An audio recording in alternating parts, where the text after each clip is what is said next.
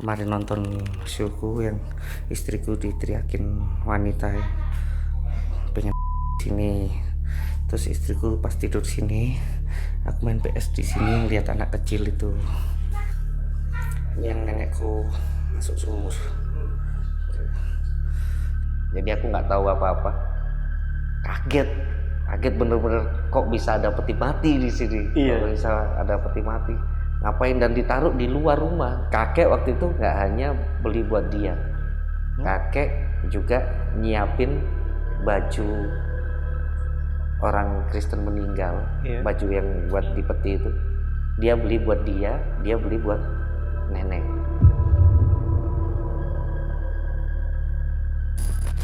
Aku lagi di depan TV dari kamar kakek, Bule, siap jam. Dan tanteku refleks masuk kamar kakek. Nggih pak, itu.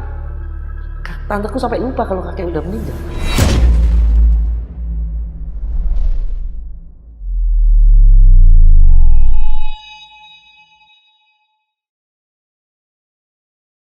Guys, kalian pernah dengar gak mitos yang beredar di masyarakat? Kalau keranda mayat akan bergetar jika akan ada orang yang meninggal dalam waktu yang dekat. Nah, ternyata nggak cuma yang muslim aja guys. Ada juga nih cerita dari narasumber kita kali ini yang nyeritain tentang pengalaman kakeknya ketika dia memesan peti matinya untuk dirinya sendiri.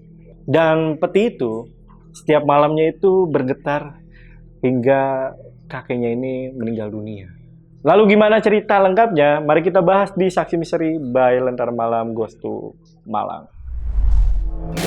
Udah dibuka, nggak ada. Perutnya waktu ini dibelah. Ampun Mas Tris. Ya Allah. Apalagi Nah guys, di sini udah ada narasumbernya, namanya Mas Bobi. Mas Bobi, apa kabar Iya, Mas? baik. Baik ya Mas ya? Ya, sehat. Oke, Mas Bobi ini, aduh, kisahnya ini atau ceritanya serem, tapi unik juga nih. Karena kakeknya Mas Bobi, yang udah almarhum ya Mas ya, Iya. itu pernah pesen peti mati.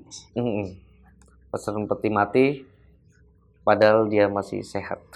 Oke. Boleh ceritain sedikit mungkin Mas, kenapa, apa ya, pada saat itu apa yang terjadi sih Mas? Oke. Jadi kakekku dulu dia itu ngerasa udah sakit, udah tua, udah nggak kuat gitu. Terus dia adalah sosok orang yang nggak mau ngerepotin orang lain. Akhirnya dia pesen peti mati ke tetanggaku yang kebetulan orang mebel. Semenjak peti itu ada di rumah, jadi banyak temen-temenku yang udah mulai males ke rumahku, nggak berani ke rumahku. Wah, males ada petinya gitu. Terus jadi omongan warga juga. Setiap keluar rumah pasti ada yang nanya, Bob itu peti mati ya di rumahmu? Bahkan sampai kampung sebelah tuh sampai gitu sih, semua tahu. Oh jadi rame tuh Mas? Iya, gara-gara peti mati ini. Oke. Dan nggak cuma peti mati, tadi sempat ngobrol juga sama Mas Bobi. Ternyata rumahnya Mas Bobi sendiri pun itu serem ya Mas ya? Karena Mas Bobi ini terbaru ya mungkin ya Mas ya? Apanya? Pernah bikin reels Iya. ya? Aku pernah bikin reels sebelum aku kan memutuskan pindah ke Bali. Nah, sebelum pindah ke Bali aku bikin reels pamitan. Oh pamitan. Pamitan. Ya ini rumahku. Tak ceritain tuh. Oh, dulu di sini ada ini, aku pernah ditakutin di sini. Udah tak upload, santai aja. Tiba-tiba ada temenku, salah satu temenku yang komen, Bob, kok banyak banget di rumahmu? Mau tak bantu pindah? Jadi temanku itu nawarin diri untuk mindahin setan-setan yang ada di rumahku. Maksudnya dibersihin gitu ya? Mau nggak mau? Bukannya sok-sokan berani atau apa. Aku takutnya adalah kalau mereka nggak mau dipindah atau mereka berontak, mereka malah ke keluargaku marahnya. Takut ada efek selanjutnya ya? Jadi kayak ya udah biarin lah. Ya berdampingan asal aku nggak ganggu dia nggak ganggu aku. Tapi ganggu sih kayak muncul terus ganggu gitu. Ya, muncul terus ya. Oke guys, itu tadi ya. Dan gue penasaran sama cerita lengkap dari Mas Bobi ini. Karena pasti banyak banget nih kejadian-kejadiannya. Tapi sebelum itu, seperti biasa, kalau teman-teman pengen jadi narasumber di Lentar Malam, tinggal DM aja ke Instagramnya Lentar Malam, ada di @lentarmalam.id. Untuk linknya biasanya gue taruh di deskripsi, atau kalian bisa hubungi ke nomor yang ada di bawah ini. Yaudah, buat teman-teman nih yang penasaran sama cerita lengkap dari Mas Bobby, tonton video sampai habis, dan tanpa basa-basi lagi, saksi misteri kita mulai.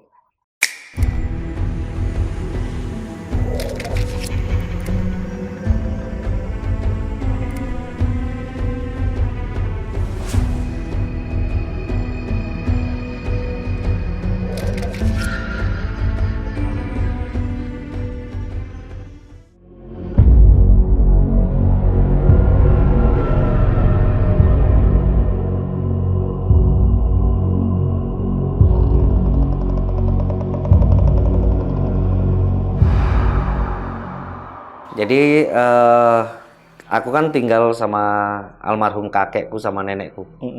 Jadi karena orang tuaku semua di luar negeri dan kakek nenek itu nggak ada yang nemenin, akhirnya aku ditaruh di situ supaya ada yang nemenin kakek nenekku. Terus kejadian ini di tahun 2002. Tahun 2002 itu kakek mulai sakit-sakitan. Tapi dia adalah tipe orang yang nggak mau nyusahin orang lain. Jadi kalau ada apapun yang bisa dilakukan sendiri, dia bakal ngelakuin itu sendiri. Nah, akhirnya di tahun 2002 kakekku pesen peti mati ke tetanggaku, yang kebetulan tetanggaku itu mebel, orang bikin mebel gitu. Jadi bikin lemari dan segala macamnya. Itu kakek pesen peti mati di situ supaya anak-anaknya itu nggak repot. Nanti kalau kakek mati supaya sudah ada ini. Iya, sudah ada tempatnya. Itu tetanggaku sampai kaget, sampai datang ke rumah, sampai nangis-nangis, sampai ngomong, bapak ini umurnya bakal panjang, gitu, panjang umur, nggak usah kayak gini-gini pak, gitu. Terus kakek tetap maksa kalau nggak apa-apa buat persiapan aja, gitu, persiapan kalau ada apa-apa nanti. Akhirnya dibikinin peti mati itu, dan pas peti itu sampai rumah, ya kan waktu itu yang tahu cuma kakek sama nenek, jadi aku nggak tahu apa-apa. Kaget bener-bener, kok bisa ada peti mati di sini? Kok bisa ada peti mati? Ngapain? Dan ditaruh di luar rumah, maksudnya di samping rumah. Jadi ini rumahku, terus ada lorong di samping sini, taruh di situ, dan itu di samping kamarku pas. Jadi aku buka jendela, udah peti. Terus apa ya, gara-gara kejadian itu kan tetangga-tetangga pada ngomongin ya, karena kelihatan. Karena kelihatan. Jadi yang lewat itu terus tahu aku, kayak hampir semua warga itu kayak nanyain kayak, "Put, beneran itu peti?" Kayak, "Kok ngapain ada peti mati?" gitu-gitu. Selalu nanya-nanya kayak gitu. Dan banyak temen akhirnya yang nggak ke rumah gitu. Udah paling main ke rumah siang, biasanya malam-malam itu rumahku itu masih banyak temen yang ke situ gitu, bahkan ada yang sampai nginep.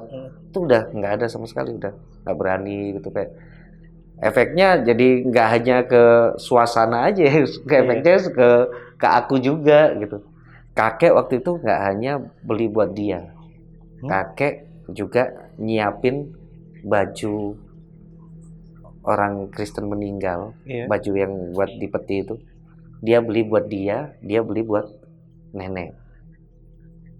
Jadi udah komplit tuh di rumah tuh. Udah tinggal ini aja, tinggal nunggu aja kayak gitu, kayak prepare-nya udah oke nih, tinggal show. Jadi serem banget, suasananya tuh gak enak gitu jadi. Iya.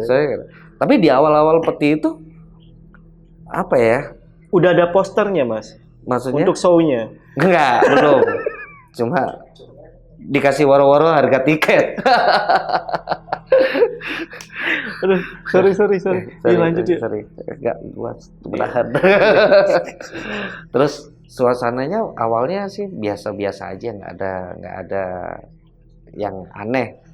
Sampai akhirnya kakek mulai sakit. Terus jadi apa ya? Jadi makin horor nih. Jadi aku ngerasanya berarti bentar lagi peti ini kepake. Iya. Berarti kakek udah mulai sakit di tahun 2003-an lah. Sampai akhirnya ada satu berita yang ini nggak tahu ya ini lucu atau serem ya. Si yang bikin peti ini meninggal. Iya. Kakek masih hidup, yang bikin peti meninggal duluan. Sempet saya tawarin nggak mau dipakai dulu. Nggak apa-apa kok kalau dipakai. Mas Bobi ini ada. Jadi sehari sebelum yang bikin peti mati meninggal, ada suara-suara tuh peti. Kalau biasanya kalau orang-orang Jawa itu kan, oh biasanya tanda-tanda asal keluargamu. Ternyata yang bikin peti ini yang meninggal. Ternyata bukan si kakek. Iya. Ternyata nggak tahu, mungkin tanda-tanda itu mungkin ya. Sampai akhirnya tetangga-tetangga yang akhirnya ngelihat. Kalau aku karena ini kamarku, ini peti, aku paling cuma dengar suara yang kayaknya nggak mungkin hewan. Soalnya kayak suara pintu dibuka gitu loh. Gitu loh. Iya. Kayak gitu, kayak suara gitu. Dan di samping, yang mulai dari aku takut sampai terbiasa, suara itu sering muncul tiap malam apa gitu muncul. Sampai ada momen tetanggaku ngasih tahu aku, tetanggaku sebelah rumah, itu kan jualan tahu di pasar. Iya. Jadi kan otomatis dia harus berangkat ke pasar jam 2 pagi gitu, jam 1 pagi. Pas dia lewat depan rumahku, karena pelan-pelan, kan motornya pelan-pelan, dia ngeliat ke arah peti, ada sosok putih. Dan dia memastikan kalau itu sosok kakek-kakek gitu, putih. Kayak bersila gitu. Di peti itu sambil ngeliatin dia, liatin jalan gitu. Kayak tapi tatapannya kosong gitu. Itu di atas petinya. Jadi di atas peti itu, dan besoknya jadi, karena rumahku di desa ya, jadi satu kampung tuh langsung heboh, Rame ngomong gitu. Makin orang itu makin, kalau malam kalau mau lewat rumahku itu makin males gitu. Jangankan orang lain, aku aja takut gitu, takut mau pulang ke rumah. Aku dulu itu jam 9 gitu udah harus di rumah tuh, biar nggak gini, nggak takut amat, masih ada kegiatan warga gitu. Iya. Akhirnya kakek itu meninggal di 2015. 2015 Baru meninggal. cukup lama ya. 13 tahun 13 tahun ya peti hidup itu. sama peti. Rumahku jadi sempit bang. Awalnya luas jadi sempit. Dan fun fact-nya, nggak tahu ini fun atau enggak. Fun fact-nya, ternyata pas 13 tahun peti itu di rumah, dan pas kakekku meninggal, akhirnya peti ini kan terpakai kan. Iya. Dan peti ini kan yang dari samping rumah dipindah ke ruang tamu kan, untuk jenazahnya kakekku taruh situ kan. Ternyata petinya udah dimakan rayap. Demi Tuhan nih. Iya. Udah dimakan rayap. Dan akhirnya beli peti lagi. Yang awalnya nggak mau ngerepotin, malah repot kan. Malah gimana beli peti mendadak deh, kayak harus langsung jadi gitu. Iya. Dan si peti yang nggak kepake ini sekarang sudah beralih fungsi jadi lemarinya tanteku. Agak serem juga sih itu. Jadi lemari. Tapi tanteku cerita juga kalau semua itu dari pikiran sih. Jadi ya nggak ada yang aneh-aneh juga gitu di rumahnya tanteku. Tapi boleh diceritain nggak mas, apa ya, perjalanan kakek ketika mau wafat? 2 hari kan menjelang kakekku meninggal itu ada satu temanku. Jadi kisah si kakek-kakek yang duduk di atas peti itu cuma sekali, selama 13 tahun itu cuma sekali. Ada di situ. 2 hari sebelum kakekku meninggal, temanku lihat sosok yang sama. Temanku pas lewat depan rumah jam 1-an katanya, jam 1 malaman, dia tuh naik sepeda gayung gini, terus lihat ke arah peti, ada sosok kakek-kakek itu. Tapi dia yang awalnya sila, pas temanku lewat berdiri dan tinggi banget, hampir nyentuh gitu asbes, tinggi banget. Dan temanku besoknya cerita ke aku, nah 2 hari kemudian kakekku meninggal dengan peti yang baru. Sakit itu ya mas ya? Kakek stroke ya. Cuma dia tuh stroke-nya lama banget ya. Stroke-nya itu hampir 4 tahunan kayaknya. Jadi kita itu kita tinggal nunggu aja nih, tinggal nunggu. Tapi nunggu aja ini ternyata 4 tahun. 4 tahun. Okay. Kayak kalau di Jawa itu biasanya kan ada yang bilang kayak nyimpen kekuatan atau ada apa. Itu kita nggak pernah percaya sama itu. Nggak pernah percaya sampai akhirnya pas di kuburan, di pemakamannya kakek itu ada satu kejadian yang kita juga kaget kalau kayak kakek ini habis melakukan kesalahan apa gitu. Kakek habis melakukan dosa apa. Karena waktu dimakamin, kalau di peti kan harus pakai tali tambang tuh. Iya. Di bagian kepala 2 orang, bagian kaki 2 orang. Kalau nggak salah yang bagian kaki tuh putus kalau nggak salah talinya. Jadi petinya langsung dar gitu. Kenceng banget. Dar. Terus karena ini udah putus, ini dilepas. Dar gitu. Itu kenceng banget, Sir. Kayak sampai orang-orang yang di situ kayak kenapa ini? Semasa hidupnya ngapain kayak gitu-gitu. Dan kita keluarga itu nggak pernah tahu sampai akhirnya ada berapa hari kemudian mamaku itu mau bersih-bersih kamarnya kakek. Ada satu lemari ini nggak boleh dibuka siapapun karena kuncinya dikantongin kakek terus. Kunci ini. Kalau kakek ganti baju ya dikantongin, pindah baju gitu. Jadi kita nggak pernah buka lemari ini. Akhirnya sama mama dicari kuncinya, ketemu. Dibuka ada keris di situ. Ada keris, udah ada tutupnya juga gitu. Terus lemarinya akhirnya sama mama dibersihin. Semua ini barang-barang dikeluarin. Kerisnya dipindah ke lemari lain. Yang masih di kamar kakek juga. Iya. Dipindah. Terus nggak tahu kenapa setelah kakek meninggal tuh mama tidur situ terus kayak kangen atau apa karena semasa hidupnya jarang nemu jenguk atau tidur situ. Nah pas malam-malam tuh pas habis kerisnya dipindah, lemari itu getar kayak kena gempa. Kenceng banget sampai akhirnya besoknya dipindah si keris ini dibalikin ke lemari awal. Satu doang, Mas? Satu doang. Oke. Sampai sekarang masih ada di rumah. Sampai sekarang masih ada. Oke, lanjut, Mas. Nggak ada yang berani megang keris. Ini kamar almarhum kakek. Sini. Serem, bro. Dulu pernah main PS ini, tembok sini sebelah langsung gitu 2 kali.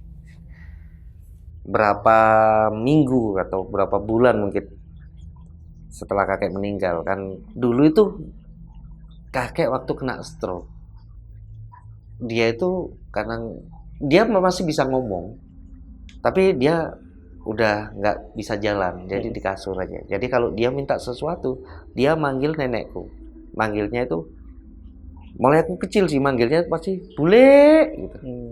Nadanya seperti itu, khas bule gitu. Selalu seperti itu. Terus akhirnya nenek diambil tante, diajak ke Surabaya. Tapi tanteku yang di Malang itu masih sering ke rumah bersih-bersih. Soalnya sebelum kakek meninggal itu yang jaga kakek tante. Nah, pernah nih tante lagi bersih-bersih rumah siang hari. Ini setelah kakek meninggal ya? Setelah kakek meninggal. Paling jam 2 siang gitu. Tante lagi nyapu dapur di daerah studio. Aku lagi di depan TV. Dari kamar kakek, bule, siang jam 2. Dan tanteku refleks masuk kamar kakek. Nggih, Pak, gitu. Tanteku sampai lupa kalau kakek udah meninggal. Terus baru habis dari masuk situ, baru keluar melihat aku kayak nangis tanteku. Kayak bapak le gitu. Karena aku ikut kakek mulai kecil, jadi aku manggilnya bapak. Bapak le gitu. Krungu nggak? Denger nggak? Gitu. Dengar. Tapi nggak bisa apa-apa ya pas. Aku ya kaget, cuma bengong aja pas. Bule gitu kayak. Iya. meskipun masih ada darah sama aku ya, jangan nampak lah kayak jangan itu takut banget, serem. Tetap ngeri ya. Tetap ngeri. Untung siang dan untung ada tante. Coba kalau nggak ada tante gitu, udah kabur, udah pindah rumah, mau dijual juga itu warisan kayak. Rumah ini akhirnya atas nama aku kan. Karena aku yang mulai kecil, mulai dirawat sampai kakek meninggal ya aku yang di situ. Apa ya, rumahku tuh mulai aku kecil itu memang agak aneh. Cuma semenjak kakek meninggal ini makin apa ya, makhluk astralnya di rumah itu makin chaos. Makin berani nunjukin gitu. Soalnya dulu waktu aku masih kecil tuh SD gitu, itu pernah ada satu momen ya, kita lagi nonton apa, masih ingat zamanku SD itu Sri Mulat. Sri Mulat ya. Lagi nonton Sri Mulat. Jadi ini TV, terus depan ini sofa kayak gini, ini sofa. Nah ini kamarku. Iya. Sebelah ini kamarku. Lagi enak-enak nonton, tiba-tiba kakek gini. Lihat kayak dia ngeliat sesuatu gitu. Terus berhenti di kamarku. Pandangannya itu berhenti di kamarku. Terus aku kan ngeliatin kakek ngapain gitu. Terus kakek ngomong, "Le, jangan tidur situ. Itu kamarnya Mas Bobi."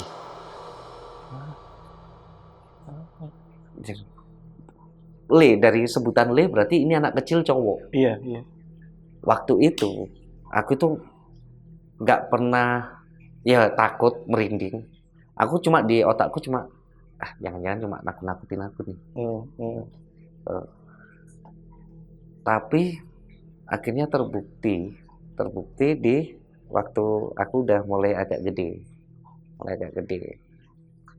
Jadi aku pernah ada satu momen temanku tidur di rumah, terus tak ajak makan malam. Sekitar jam 7 malaman. Tak ajak makan malam di ruang meja makan gitu. Aku lagi ngambil nasi, temanku di belakangku ada anak kecil cowok ngomong kayak gini, "Lapo Mas? Ngapain Mas?" Temanku refleks jawab, "Ini mau makan." Habis temanku jawab, aku ngeliat temanku ngeliat aku. Berarti kita berdua mendengarkan hal yang sama dong. Iya. Orang jawabannya aja sesuai dengan pertanyaannya.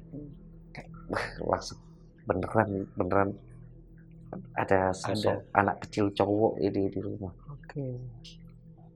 Itu apa ya yang bikin aku sampai sekarang itu males pulang. Males banget. Aku kalau lagi di Malang kota gitu, kalau ada acara sampai malam itu ya udah di Malang aja. Pulangnya besok pagi kayak gitu. Mending kayak gitu daripada males banget, karena gangguan anak kecil ini nggak sekali dua kali. Nggak hanya anak kecil ini, ada sosok lain juga di rumah, ada cewek. Si cewek ini aku nggak pernah lihat waktu kecil, bentukan cewek ini. Tapi cewek ini sering nampak ke mamaku. Jadi pernah ada satu momen mamaku lagi ngobrol sama tanteku, sama aku juga. Tapi yang lihat cuma mereka berdua. Jadi kita lagi ngobrol di kamar, dalam kamar. Tiba-tiba muncul sosok cewek kayak lewat depan pintu gini. Kayak lewat depan pintu, terus tanteku ngeliat gini. Terus tahu ceweknya itu habis lewat ngeliatin tanteku gini, ngeliatin mamaku gini. Waktu itu mamaku lagi cerita ke tanteku. Nah, dia itu kayak di belakangnya mamaku sambil gini. Jadi mamaku cerita, tanteku ngeliatin si cewek ini. Katanya tanteku cewek ini cantik, putih, bukan orang Indonesia. Terus rambutnya ikal, ada poninya, rambutnya ikal. Dan aku kan ada di situ. Jadi ketika tanteku, mbak gitu, kan ngomong ke mamaku, mbak gitu. Mamaku ngeliat itu terus hilang. Dari penasaran lihat apa? Ada cewek di situ. ada cewek yang barusan berdiri di belakang mamamu gitu. Wah, anjir. Itu anjing di rumah ini kenapa? Gitu. Kok kejadiannya jam 10 siang. Jam 10 siang. Masih siang, jam 10 siang. Dan pertama kok ada cewek. Bukannya dulu cuma anak kecil deh. Terus yang kedua, kok siang? Kok milih waktunya siang? Iya. Begadang kayak malamnya. Akhirnya munculnya siang. Iya. Aduh, gue kira apaan? Begadang. Sorry. Iya, nggak apa-apa, Mas. Aman. Jadi, itu pertama si momen si cewek ini muncul. Kedua, kayaknya ada sosok lain juga. Apa tuh? Selain ini. Tapi waktu itu sosoknya nggak menampakkan diri. Jadi kan aku tergolong di kampung itu, tergolong paling kaya. Oke, I'm rich. Yes. Enggak, soalnya patokan kaya orang kampung kan punya TV sama telepon rumah. Jadi nggak ke wartel. Jadi aku punya TV sama punya telepon rumah. Kamu punya es batu, Mas, biasanya? Ada es batu. Batu screech dulu lagi. Jadi ramai tuh tiap malam jam 7 malam tuh pasti warga kampung ke rumah nonton TV. Gitu, nonton Kerasakti kayak gitu. Terus ada satu momen malam-malam. Jadi karena ingat cerita yang kakek tadi, ada anak kecil jangan tidur situ, itu kasurnya Mas Bobi. Semenjak kejadian itu aku nggak pernah tidur dalam kamar. Jadi kasur dipindah ke depan TV. Nah, TV, sofa, kasur, meja.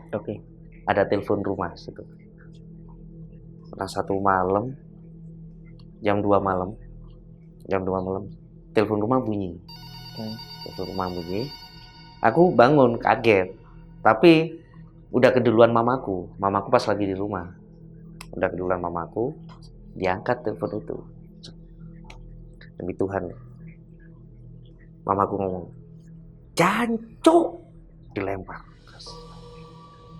Kenapa tuh? Pas jancuk dilempar, terus selambu di depan tirai.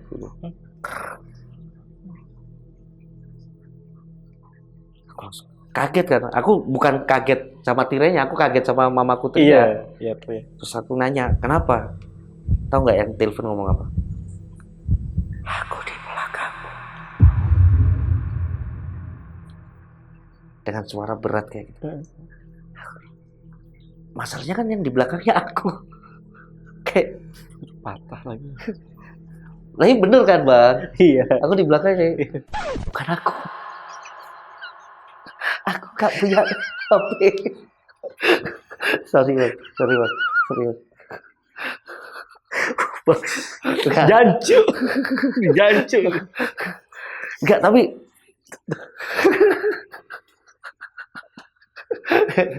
betul gitu kan. Kayak gitu lagi Mas Bobi.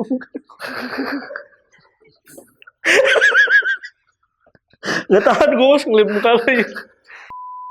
Tapi itu serem banget sih. Kayak aku sendiri kalau sebisa aku yang diangkat gitu. Wah, tak bakar kayak telepon ini.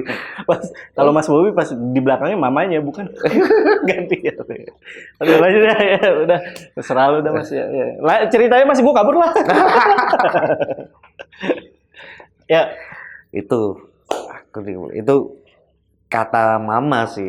Kata mamaku itu adalah momen terseram, apalagi ditambah tirai yang tiba-tiba kebuka. Enggak, tapi kan Mas Bobi itu di belakang mama ya. Iya. Mas Bobi lagi ngapain tuh di situ? Kan tidur. Ada telepon, aku melek. Tapi ada mama. Ya udah aku cuma ngeliatin gitu doang. Mama gini, terus mama banting telepon ini, aku juga kaget juga. Aku kayak, loh kenapa gitu. Ya tak tanyain langsung kenapa. Terus mama langsung masuk kamar, karena aku panik, aku ikut masuk kamarnya mamaku. Aku maksa supaya cerita. Kayak tahu gak sih, kayak penyesalan bertanya kayak, Anjing tau gitu nggak nanya aku kayak. Iya, iya. Jadinya aku ikut tidur sama mamaku gitu. Itu sekali aja, kejadian itu sekali aja. Itu suara cewek ya? Berat, Berat tuh. Oke. suara berat waktu itu. Jadi waktu kecil sih itu aja gangguannya, dan sisanya itu yang apa ya, yang bilang, Bob rumahmu ini kayaknya angker, kayak itu tetangga. Aku tuh nggak pernah semenjak itu nggak pernah ngeliat lagi sosok ini nggak pernah muncul, sosok anak kecil, sosok wanita ini, suara-suara berat itu nggak pernah muncul sampai akhirnya kakek meninggal. Iya. Kakek meninggal yang tadi. Iya. Nah, gara-gara kakek meninggal ini, kok aneh, kok sosok ini tiba-tiba datang lagi gitu. Oh. Iya. Ini datang lagi. Dimulai dari mantanku. Aku pernah punya mantan dan dia udah sering tidur di rumah. Terus ada satu momen kita habis keluar terus pulang ke rumah itu malam banget. Jam 1, jam 2 gitu. Terus aku parkir mobil ke rumah. Mantanku turun duluan untuk bukain pagar sama buka pintu. Terus aku parkir mobil. Dia keinget chargernya ketinggalan di mobil. Dia datang buka pintu. Dia mau ngomong sesuatu, terus kayak lihat, terus gak jadi ngomong, terus dia langsung, ntar semua keluarin chargerku juga, tutup, masuk. Terus akhirnya aku ya udah kan nggak ngerasa apa-apa, ya udah tak ambil semua, keluarin, masuk. Terus aku masuk ke rumah, pucet mantanku. Kenapa gitu? Anjir, di belakangmu barusan ada cewek. Di mobil belakangku ada cewek, tapi dia tuh gitu nunduk gitu, kayak rambutnya panjang pakai kain putih gitu.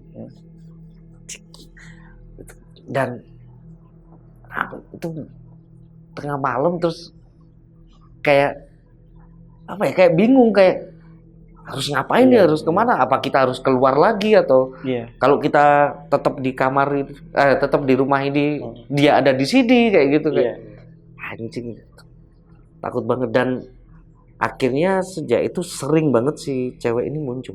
Mamaku pernah lihat waktu aku punya studio musik di rumah. Emang beneran kaya loh. Beneran kaya. Iya, bener. Nah, mamaku kan stay di Bali. Iya. Dia kalau pulang ke rumah itu paling 2 bulan sekali, 3 bulan sekali. Jadi setiap pulang ke rumah itu kita kayak ngobrol yang intens, kan nanya kabar gitu. Dan di depan studio musik itu ada meja kayak gini buat ngobrol. Ini studio ini. Ya. Nah, kebetulan waktu itu ada sepak bola. Terus akhirnya mama tak tinggal. Aku mau nonton TV. Nontonlah aku TV.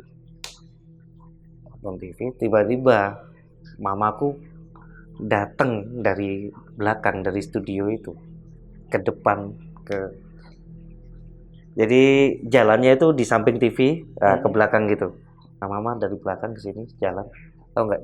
Jalannya mamaku rambutnya diurai ke depan. Terus jalannya nyeret pincang. Siapa yang nggak kaget malam, jam 8 malam. Loncat aku, jatuh aku udah. Ngapain sih wah gitu. Ini barusan yang keluar dari studio. Kenapa dipraktekin? Nggak tahu. Dan itu kan kaget. Jadi pas mama di studio ada yang keluar nggak nyapa mama, keluar aja, lewat. Anjing. Dan anjingnya lagi, mamaku kan besoknya ke Bali. Tinggal aku dong one on one nih. Nenekku semenjak kakekku meninggal, nenekku itu dirawat tanteku. Udah nggak di rumah lagi. Dirawat tante. Jadi aku yang bener-bener di rumah ini sendiri. Rumah segede itu. Anjing. Dan yang paling anjingnya adalah pas sampai Bali, mamaku itu jam 7 malam kan. Tiba-tiba telepon tumben. Le, apa Ma? Kamu masih inget sama cerita Mama kemarin nggak tentang sosok di studio? Ingat kenapa Ma? Mama tadi pulang kerja, mimpi dia, Nah lo. mimpi sosok ini. Dia lapar. Tapi kita kan nggak tahu solusinya. Iya, bener. Dia lapar. Maksudku, ngapain sih kita perhatian sama setan gitu? Kalau kita kasih makan malah dia enak dong di rumah ini. Bener. Dan tololnya mamaku nyuruh aku beli nasi Padang.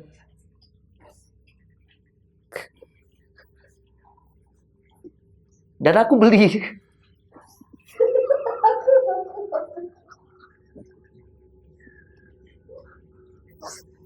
Sederhana Mas. Hah? Sederhana. Waktu itu lamun ombak. Enggak. Akhirnya aku beli nasi Padang. Tapi kan jiwa-jiwa penakutku ini masih kuat kan. Jadi aku telepon temanku, bisa ke rumah nggak? Bisa. Ngapain? Udah, ke rumah aja bentar. Rumah. Jadi posisi aku beli nasi Padang tapi aku belum masuk rumah. Jadi masih depan rumah ini. Nunggu temanku datang. Iya. Temanku datang baru, ikut aku. Ngapain? Udah ikut aku. Wah, ke belakang, ke studio. Tak taruh nasinya, tinggal keluar aku. Anjing mau dimakan kayak bawa apa terserah gitu. Dan Terus? Beneran udah nggak mimpi Mama lagi. Nasi Padangnya besoknya gimana tuh? Masih dalam bentuk nasi Padang. Iya sih. Iya bener. Tapi waktu itu ya tolol juga, tak bukain, tahu gak sih? Iya. Tak bukain udah. Kalau orang Jawa itu ada namanya cawisan tuh. Cawisan apa itu Mas? Kayak sesajen. Oke. Emang buat leluhur. Kayak misal kakekku yang meninggal, kakekku dulu suka apa, ditaruh di kamarnya gitu. Ya kayak modelnya jadi kayak gitu. Jadi nasi Padang itu tak taruh situ. Udah kabur, anjing titik. Terus diambil lagi, terus diapain sama Mas? Buang. Kirain dimakan. Ternyata aku yang jalannya red tadi. Launya apa aja Mas? Waktu itu cuma telur aja sih. Telur aja. Jangan enak-enak lah buat setan. Iya. Itu tentang yang di studio. Balik lagi ke si cewek ini. Akhirnya, enggak. Anak-anak sering nobar ke rumah. Karena aku sendiri di rumah. Akhirnya banyak teman-teman yang sering tak suruh tidur rumah lah. Biar ada temennya. Kalau nggak gitu, kalau ada bola itu, aku punya paketan ini video.com kayak gitu-gitu. Nonton lah, nobar lah di rumah gitu. Nah, akhirnya nobar di rumah. Ada satu temanku yang duduk di samping pintu kamar. Ini kan TV-nya sini. Pintu kamar di sampingnya. Sambil sandaran tembok. Terus temanku tidur lagi.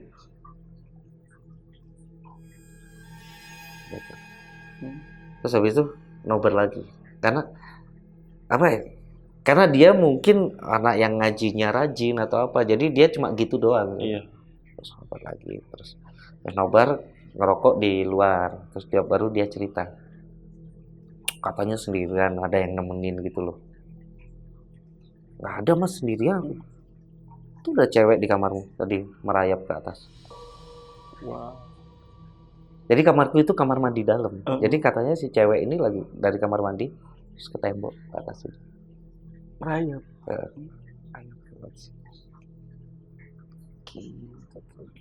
Dan selalu yang lihat itu bukan aku. Terus Pak Camat, akhirnya aku memutuskan untuk menikah. Sama yang mana nih? Sama istriku lah. Yang mantan itu? Bukan, beda lagi. Oke. Ternyata mantanku nggak seenak itu.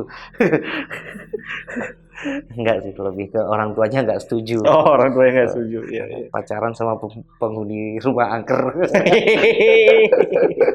Boleh. Terus akhirnya aku nikah. Jadi orang kecamatan tak WA, tak suruh ke rumah. Jam 3 sore kayak. Jam 3 sore. Namanya Mas Yoga ke rumah di ruang tamu.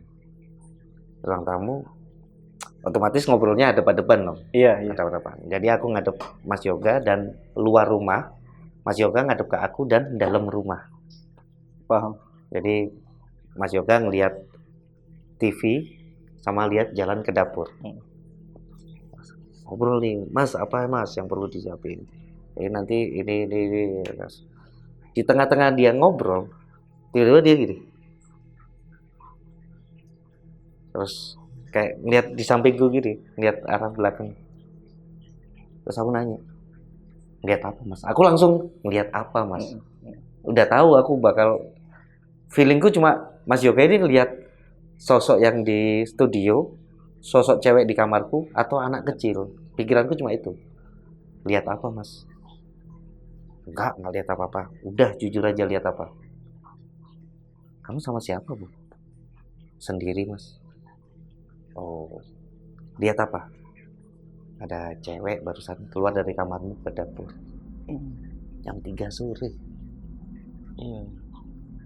Kaci kayak.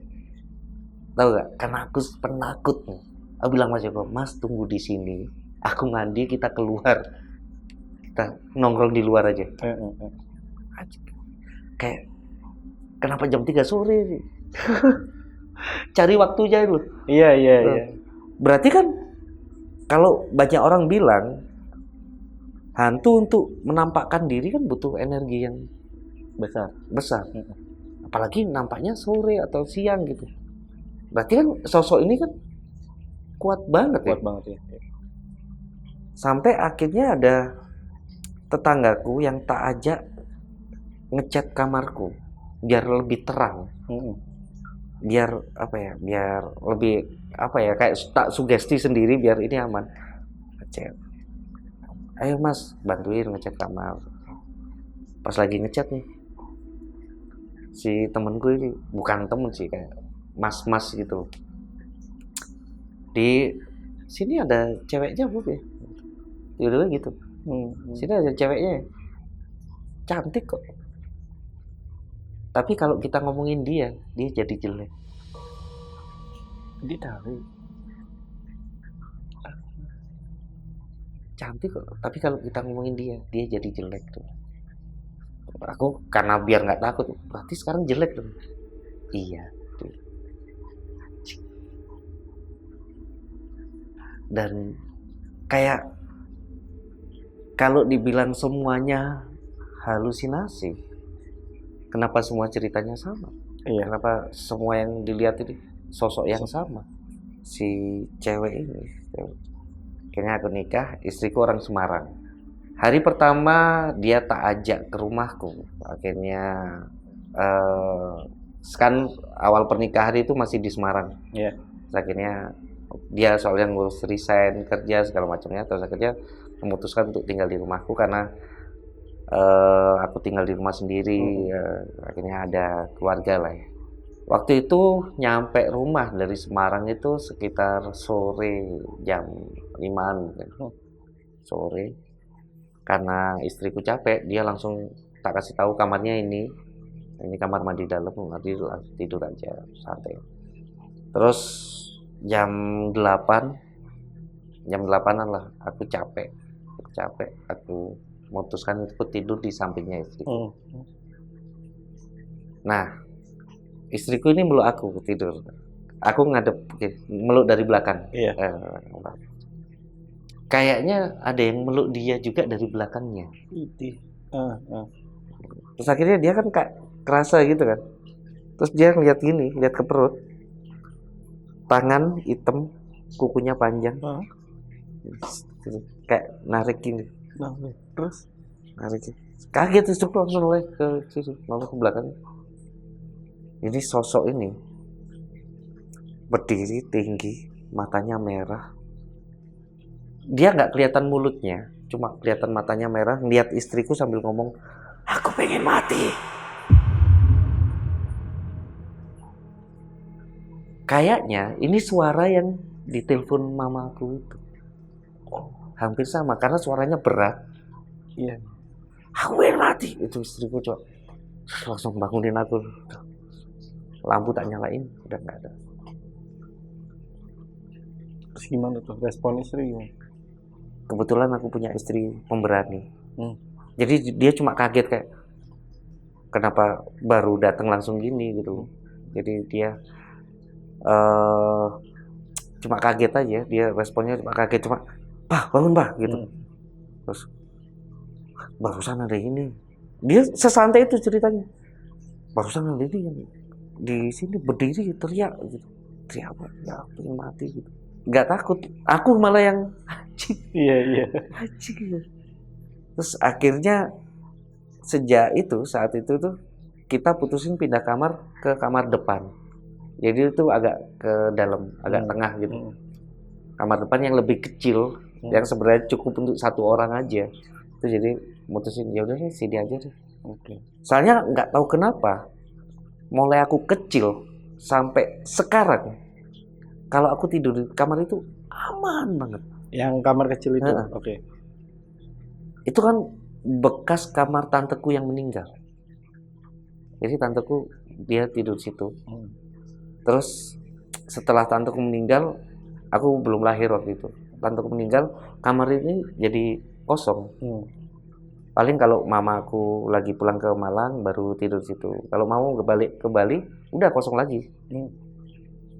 Nah, aku pernah ada satu momen aku mandi. Pernah nggak sih mandi terus kita ngerasa apalagi pas cuci muka, kayak kita ngerasa di belakang kita ada sosok gitu. Iya.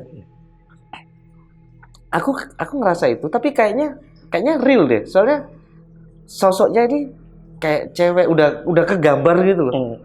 Cewek lagi di depan pintu itu kayak lagi nungguin itu dengan gaun putih panjang gitu. Terus rambutnya panjang, tapi mukanya jelek. Hitam jelek kayak gosong. Lagi nungguin depan. Itu mandi nggak tenang. Aku mandi sampai lihat pintu gitu. Terus karena nggak enak, udah selesai mandi langsung kabur, masuk kamar, tak tutup pintu, udah langsung kayak udah. Bener-bener kamar ini kamar ajaib menurutku. Iya. Kamar tempat perlindungan pertama kalau lagi ketakutan pasti kamar ini aku. Oke. Nah, akhirnya istriku ada di rumah dan aku punya anak cewek. Kenny namanya. Terus aku punya pohon mangga di depan rumah. Aku nggak pernah suka sama mangga. Jadi kalau ada tetangga, kalau mau mangga ambil aja. Gitu. Mau mangga ambil aja, panjat aja gitu. Nah ini momen puasa. Puasa kan katanya hantu diikat. Teman-teman kampung pada nyari mangga. Jam berapa tuh Mas? Nunggu sahur. Paling jam 1 jam 2 nih. Kan patrol keliling kampung itu. Sahur terus akhirnya teman-teman manjat lah mangga.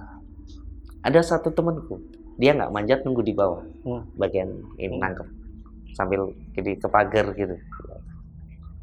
Terus dia lihat ke rumah, ke dalam rumah, di kaca di depan rumah, di dalam rumah, dari dalam rumah itu di kaca itu di tirai tirinya dibuka, ada anak kecil cowok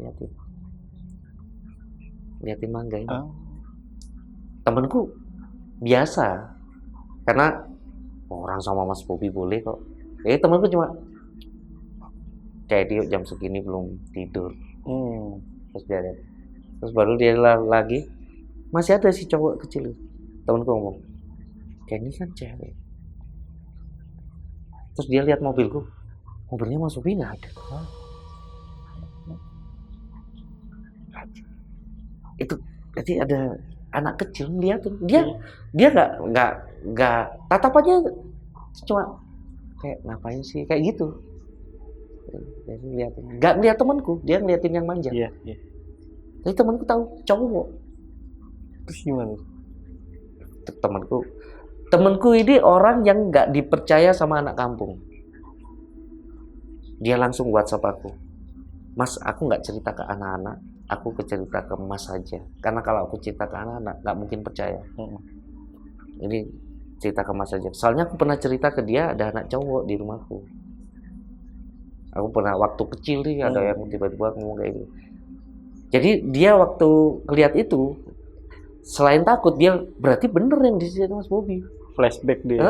Ada cowok di sini.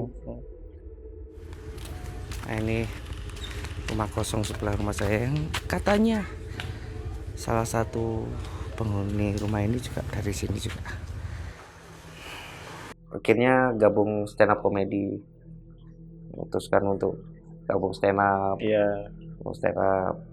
Pulangnya tahu sendiri kan, komik-komik pulangnya malam, tengah malam, bahkan mau subuh. Ini mungkin momen pertamaku lihat si cewek ini. Akhirnya aku melihat beliau. Oke. Gimana tuh cerita itu? Jadi pulang dari stand up, aku bawa mobil masuk kampung. Nah, rumahku paling 15 meter, 20 meter lah udah rumahku. Aku sama istriku lagi nyanyi-nyanyi, berdua lagi nyanyi-nyanyi. Tiba-tiba dari depan rumahku ada putih tinggi masuk ke rumah. Kayak slow mo. Bukan shoot gitu, enggak ya. Tenang gitu, tembus gitu. Yang tak pikir halu dong, orang cuma aku yang lihat. Iya. Aku diem, istriku diem. Istriku ngeliat aku, kamu lihat nggak? Aku memastikan kamu melihat apa yang tak lihat juga. Tapi kalau aku jawab di awal, bisa jadi dia ikut-ikutan jawabanku. Iya. Terus aku ngomong, kamu lihat apa? Tinggi putih tembus ke rumah kita. Anjing, kita lihat sosok yang sama.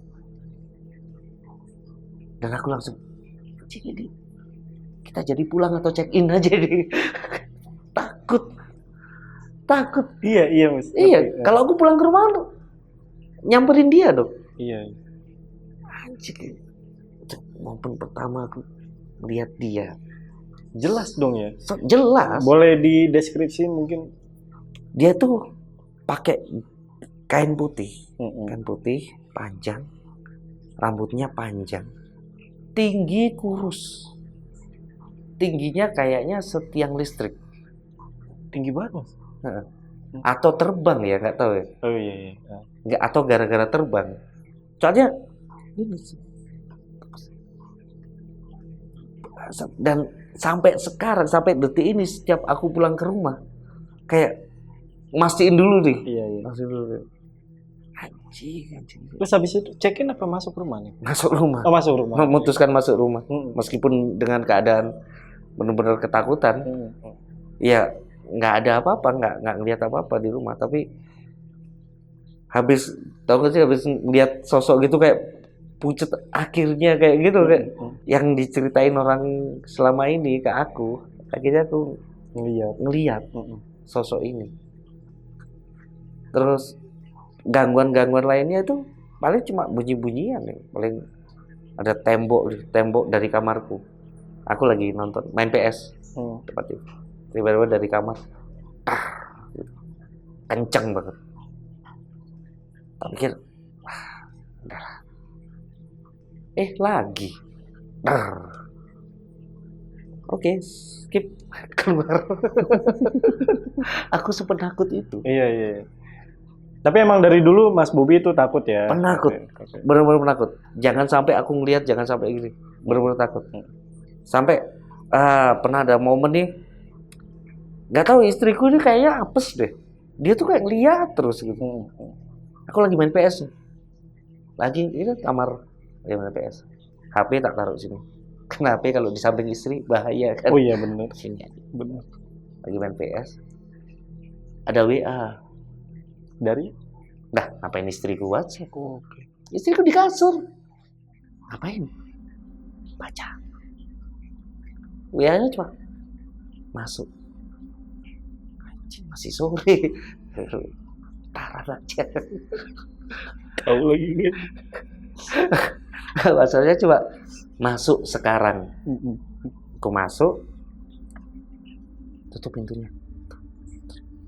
Masuk jam 10-an lah. Sini Pak, duduk di sampingnya. Kenapa Pak? Di bawahmu barusan ada anak kecil cowok lagi dipahami ngeliatin kamu, dan ada satu sosok baru, dan yang cewek lari-larian. Ternyata ada dua anak kecil. Cik. Yang cowok dipahami Iya. ngeliatin aku, yang cewek lari-larian seneng. Anak kecil juga ya. Dan sosok cewek ini, kok ada cewek juga? Perasaan mulai kecil cowok itu. Aja. PS belum tak matiin, belum tak save. Lagi main Master League, belum tak save. Anjing. Ini masih nyala sampai pagi. Ngulang lagi dong ya. Ulang lagi, anjir. Sekarang kan anakku 2, Kenny sama Kenta. Kenta udah gede lah, udah 3 tahun, udah usia 3 tahun menjelang 4 tahun, udah bisa ngomong, udah bisa lancar cerita kok. Emang dia mulai kecil udah apa ya, lebih otaknya tuh lebih cepet nangkep gitu, udah bisa baca itu, udah bisa baca. Nah, Kenta itu sama mamanya itu erat banget. Jadi kalau dia dalam berapa menit aja dia nggak ngeliat mamanya, dicari mamanya. Waktu itu dia main game di kamarku sama kakaknya, sama Kenny, main game di HP. Terus kok nggak ada mama. Ini di kamarku yang kamar mandi dalam itu. Mama masak di dapur. Ditaruh HP-nya ke dapur dia. Ngelewati TV ke belakang. Dapur masih di sini nih. Ini meja makan yang aku dengar suara anak kecil, lampu emas itu. Pas baru belok sini, dia papasan sama cewek pakai daster putih. Yang kebetulan istriku juga pakai daster putih. Ini papasan gini. Set. Itu jam 6, jam 7 malam. Set. Otomatis Kenta ngikut di belakangnya. Oke. Mama. Masuk ke kamarku. Tapi Kenta nggak sadar kalau cewek ini tinggi banget. Pakai meja gaun putih, rambutnya panjang. Jadi dia itu tingginya melebihi pintu kamarku. Tembus. Masuk tembus ke kamar mandi. Dan Kenta ngelihat itu tadi. Langsung bengong gitu. Sampai kakaknya, sampai Kenny, ngapain Ken gitu. Terus pas mamanya datang ke belakang, tuh kenapa gitu. Itu nangis sejadi-jadinya gitu. Nangis banget. Sampai akhirnya pas dia baru cerita pas dia tenang.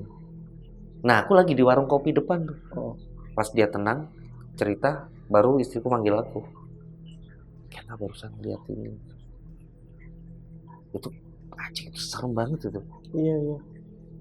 Tapi aman Kenta pada saat itu? Aman ya? Aman. Dan sekarang pun kalau tak tanya itu, kayak ada temenku ke rumah, Kenta pernah lihat ini, Kenta gimana? Ceritanya udah cerita biasa, udah kayak, wow waktu itu om kayak gitu. Iya. Untungnya nggak trauma ya? Untungnya nggak trauma. Dan ya itu kayaknya dari semua cerita itu paling serem sih. Akhirnya semakin memvalidasi kalau sosok-sosok ini emang beneran ada. Iya. Dari semua cerita itu, sosok itu beneran ada. Sampai ada satu momen temanku indigo ke rumah. Oke, gimana tuh ceritanya yang indigo ini? Aku ulang tahun. Istriku lagi masak-masak, rame anak-anak stand up Malang ke rumah semua. Bawa pacarnya masing-masing. Ada satu komik yang pacarnya ini indigo. Dia itu nggak mau masuk lewat depan rumah. Tiba-tiba gini, di depan rumahku ini, di depan pintu rumah mau masuk. Mas, ada pintu lain nggak? Ada di samping. Masuklah dia ke samping. Langsung tembus ke belakang. Udah, dia stay di belakang aja. Aku juga nggak mau nanya dia kenapa nggak mau masuk. Atau mungkin banyak cowok, rame, malu. Akhirnya dia stay di belakang. Terus berapa hari kemudian aku tuh nanya siapa tanteku. Aku nanya tanteku, "Teh, sering ngeliat cewek di sini nggak?" Terus tante, "Ya dulu itu yang waktu di kamar kita bertiga cuma itu aja." Terus tanteku cerita, dulu kakekmu itu sebelum pindah ke Malang, dia itu jadi kepala sekolah di daerah. Terus di sana kakek itu sering lihat sosok cewek, noni-noni Belanda gitu, kayak noni Belanda, sering ditampakin sama sosok cewek ini. Bahkan sampai deket banget, sampai banyak orang yang tahu kakek ini kok sering ngobrol sendiri.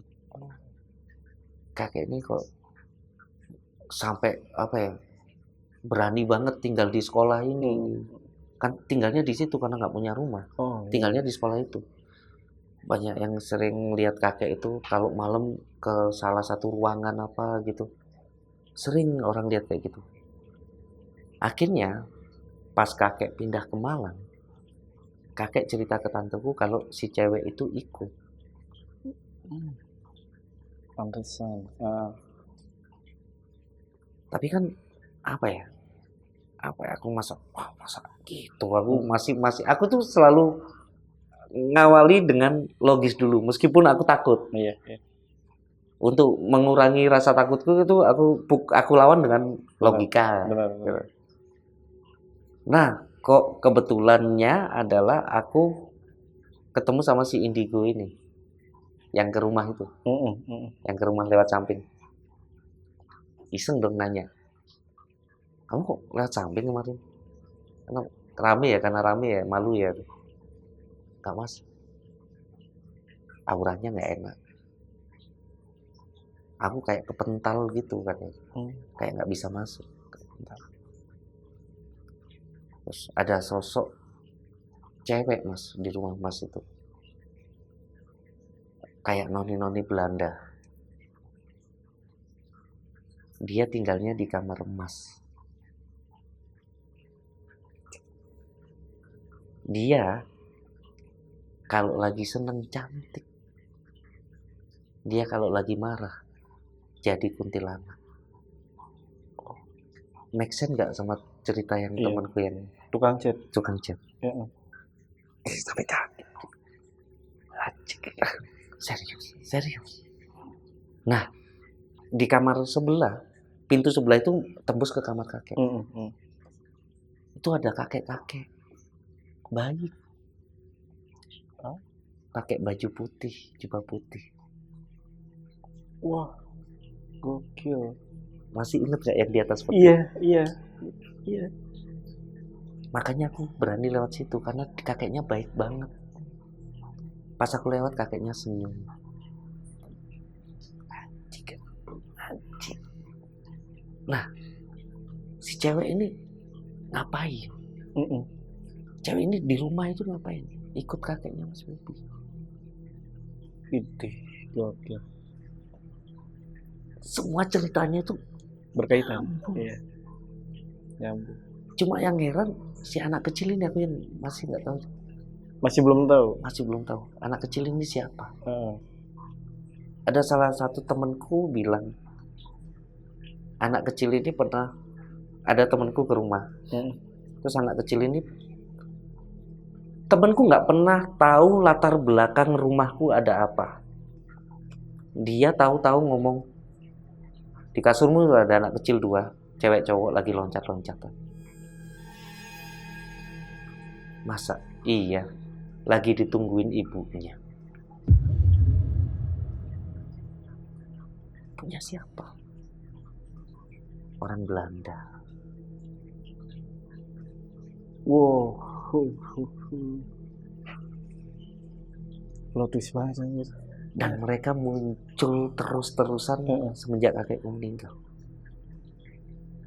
Sampai saat ini, Mas. Sampai saat ini. Dan aku bentar lagi pulang. Dan kita ngomongin dia. Berarti jelek dong. Iya, lagi jelek dia. Ngapain aku nerima acara ini? Ngapain terima acara ini? Maaf ya, Mas ya. Iya. Maaf ya, Mas. Jadi, sampai saat ini. Sampai saat ini ada di situ. Karena kejadiannya temanku ini baru-baru aja. Oh, Berarti kan masih baru, masih fresh. informasinya itu ya masih. Heeh. Iya, bener-bener. Dan temanku nggak kenal si Indigo nggak pernah ngobrol sama Tukang cat, tanteku, sama tukang cat nggak. Mereka itu nggak pernah ngobrol, tapi sama semua ceritanya. Apakah ini juga berkaitan sama keris? Mungkin Mas Bobi tahu? Kalau Chris aku nggak tahu. Kalau Chris ini benar-benar aku kenapa ada Chris di situ aku juga nggak tahu. Mungkin juga ada di situ. Mungkin juga ada kaitannya. Iya, iya. Tapi yang make sense ya dia ikut kakekku itu. Berarti yang masih menggantung atau menjadi misteri itu keris itu ya? Dan aku jadi menduga-duga ya kayaknya akhirnya si cewek ini sering muncul, anak kecil ini sering muncul ya karena kakekku udah nggak ada. Waktu kakekku masih ada nggak pernah nggak ada. Paling gangguan-gangguan ya cuma suara gitu. Nggak pernah yang sampai semua orang lihat gitu. Paling cuma suara. Dan sekarang sering muncul benar-benar kayak kehilangan nggak sih? Iya, kehilangan. Dan nggak ada yang ngejagain gitu. Nggak ada yang... Nggak ada yang ngejagain. Makasih. Akhirnya, Oh, iya. Kayaknya jawabannya itu. Iya, nggak ada yang ngejagain. Iya, sama-sama, Mas. Kayaknya jawabannya itu. Nggak ada yang ngejagain dia. Karena ya jadi teringat tuh. Waktu anak kecil masuk kamar, kakek kan jangan di situ. Iya. Itu kamarnya Mas Bobi. Nggak ada yang ditakutin lagi.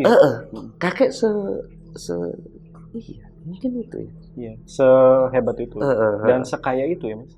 kaya banget. Nah, Untuk ukuran orang zaman dulu. iya. Wah, gokil sih. Gokil banget ceritanya Mas Bobi. Nah, kalau tante nih, yang pernah ngeliat sosok perempuan ini nih, itu ada kejadian lagi? Kejadiannya bukan di tantenya, tapi di akunya. Oh, oke. Gimana? Jadi tanteku kan kebetulan vokalis band. Oh, dia vokalis band. Terus dia ada acara bandnya main di daerah Turen situ. Bandnya main. Terus dia bilang, Bob nanti datang ya, ngisi lah gitu. Karena nggak enak nolak ya, ya gitu. Acaranya jam 7 malam. Oke. Duh, udah tante berangkat prepare segala macam, aku di rumah nggak mandi nggak apa, males, nggak dibayar. Males ya. Iya. Males ya. Ntar datang aja jam 9 jam 10 pas acaranya mau bubar baru datang gitu. Iya. Udah rebahan aku di kamar, pintu buka, main HP aku. Kita gini kan sih, ekor mata itu kita kelihatan loh ini. Iya. Aku ngeliat abang di situ, aku padahal gini, ngeliat, nah, main HP gitu. Tiba-tiba ekor mata itu ngeliat di depan pintu itu, cewek, gini. Terus, anjing, langsung aku gini. Aku kayak berharap bukan gitu. Ini cuma apa halu atau apa. Pas aku gini, dia set. Tapi kainnya ketinggalan gitu kayak. Gitu loh. Jadi kainnya pelan banget nembus tembok gitu. Wah gitu loh. Kayak nggak bisa nafas aku. Kayak gitu. Lari keluar, motorku CBR bang. Dan mau keluar rumah itu ada tanjakannya gini. Anjing itu kayak ngeluarin motor, anjing lama banget. Kalau nggak serem kok gampang gitu loh. Kok gampang? Kayaknya kalau pas serem kok susah anjing gitu keluar. Datang ke tempat ini acaranya tante, datang langsung diam gini. Tanteku bilang, wah datang gitu. Nanti ngisi ya. Coba aku lihat setan aku. Lihat setan gimana gitu. Cewek itu. Cewek yang baju putih itu. Iya tuh. Kok akhirnya lihat kamu gitu. Untungnya aku nggak lihat mukanya. Tapi aku inget kainnya. Warna putih yang kayak sutra halus itu loh. Yang tembus itu loh. Iya. Jadi kayak orang lari kan kainnya gitu.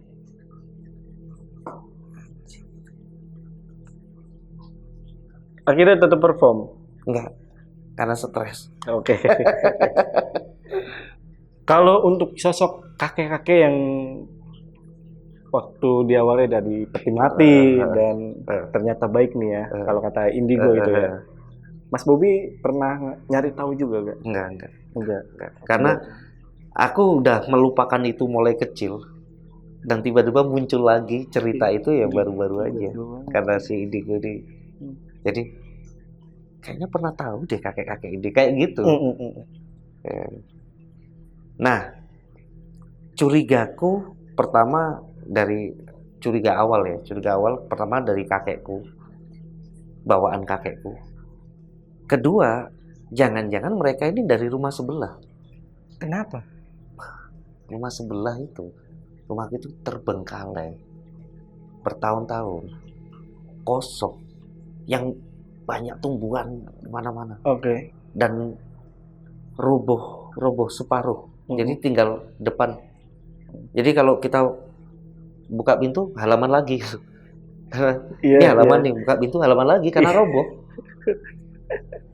Semua orang yang ngontrak di rumah ini, kita nih kalau ada orang ngontrak di sini, dan depan rumahku warung kopi, kan nongkrong sini, terus ada orang ngontrak baru, ya ada orang ngontrak baru, taruhan yuk berapa lama? Mentok 3 bulan. Ada cerita apa yang mungkin berkaitan juga tuh di kontrakan itu? Pernah ada cerita? Kalau berkaitannya, aku nggak tahu karena dari cerita orang-orang yang di situ, ngontrak situ, itu udah beda versi, udah beda setan nih. Oh, oke. Nah, yang apes si penjual tahu ini, yang lihat kakek-kakek pertama di atas iya. Itu apes banget. Kayaknya dia di rumahku dia lihat, di sebelah rumahku dia lihat. Jam 2 malam dia berangkat ke pasar. Nah, pas di sebelah rumahku. Jadi kalau aku buka pagar ini ada pohon apa? Mangga. Bukan, beda lagi. Apa sih? Keres. Tahu gak sih? Kayak apa sih? Cherry. Ya. Ada pohon cherry. Dia rumah sebelah. Ini rumahku. Jadi kalau aku buka pagar pagarku itu hampir nempel sama pohon cherry yang ada di rumah ini. Nah, di pohon cherry itu, si penjual tahu itu lihat itu. Pohon cherry itu ada cewek membelakangi dia. Rambutnya panjang, kain putih. Tapi gini. Kayak sini gitu. Jadi dia ngebelakangi si penjual tahu. Langsung kenceng dan langsung WhatsApp aku dan kebetulan aku bangun. Bob masih bangun? Masih Mas, kenapa? Jangan keluar, ada cewek di depan rumahmu, di samping rumahmu. Itu dari versi si penjual tahu yang lihat sosok di samping rumahku.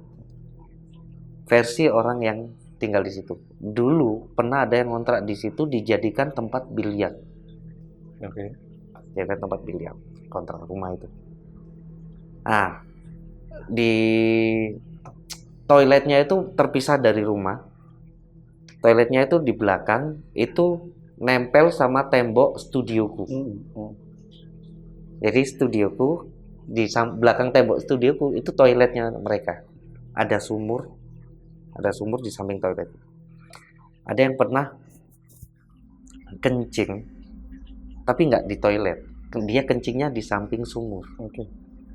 Di samping. Dari sumur pocong, dari sumur ini. Langsung lari, tengah malam rame banget, langsung pocong, teriak keluar, itu satu kampung kayaknya keluar, ketakutan habis ngeliat pocong di situ, keluar dari sumur itu. Munculnya itu terbang gitu. Terbang terus hilang. Nah, akhirnya kan yang punya kontrakan, yang ngontrak situ keluar. Ada yang ngontrak lagi, nggak lama keluar. Yang paling lama pedagang bakso. Dia kayaknya hampir setahun deh. Hampir setahun. Itu orang-orang sampai, kamu nggak lihat apa-apa? Enggak. Sampai akhirnya di momen dia ngerenov kamar mandi. Sore-sore jam 4 gitu. Lagi renov kamar mandi nganu masang bata. Dilempar dari kamar mandi, keluar kamar mandi. Ada yang lempar dia. Dia itu dilempar. Sampai koprak gitu. Besoknya langsung cabut. Lempar sampai bener-bener lecet. Sampai ya cerita-cerita ke warga sampai. Cuk, dilempar aku, Cuk. Apa? Sosok apa yang lempar? Nggak ada. Nggak kelihatan apapun. Nah, curigaku yang di studio kayaknya ini tembusan sini dari rumah sebelah. Iya. Karena pernah ada tetanggaku yang lewat depan rumah itu, terus dia sambil gini, ini mah istana. Rumahnya memang gede kan istana. Halamannya luas. Iya. Bukan rumahku. Oh iya. Rumah sebelahku. Kalau pas lihat rumahku, wah ini mah kaya doang. Bukan istana, kaya doang. Ini sebelah rumahku. Karena halamannya luas, rimbun, pohon-pohon baja. Sampai rumahnya itu udah pohon-pohonnya udah nutup. Oke, itu tadi ya. Tapi tetap Mas, ini menurutku aja ya. Kalau sosok yang ada di rumah Mas Bobby, ya emang itu murni. Kalau mungkin Mas Bobby itu pernah dengar perewangan? Pernah dengar. Perewangan itu kan pelihara makhluk gaib ya. Tapi ini bukan sujud ya Mas, itu tuh mungkin ya namanya orang dulu kakek punya perewangan itu. Dan itu berkaitan sama keris. Mungkin. Karena dengan keris itu adalah kemungkinan itu alat untuk kayak dia ngebawa si Noni Belanda itu. Gitu sih.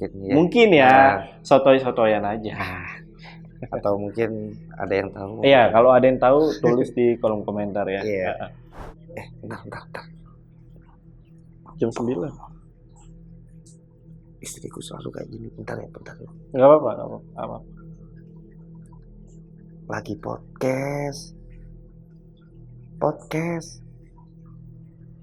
Ini take ini. Sambil take lo telepon kamu. Ini masuk ini video. Ini masuk ini kamu ganggu suami kerja. Maaf ya saya. Enggak ya. Love you pelan banget. Dibacain lagi.